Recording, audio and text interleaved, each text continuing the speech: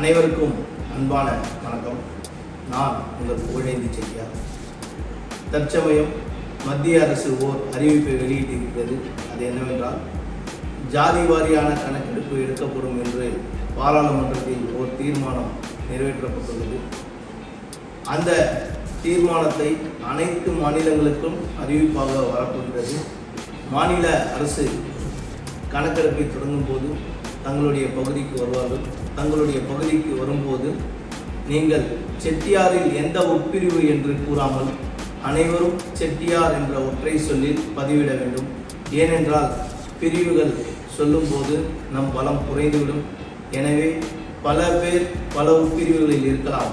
ஆனால் செட்டியார் என்ற ஒற்றை பலமே நம்மை மேலோக்கி கொண்டு செல்லும் என்று இந்த நேரத்தில் தெரிவித்துக் கொள்வோம். எனவே பல உட்பிரிவுகள் செட்டியாரில் தமிழகத்தில் மட்டும் 64 உட்பிரிவுகள் உள்ளதாக பதிவுகள் இருக்கிறது.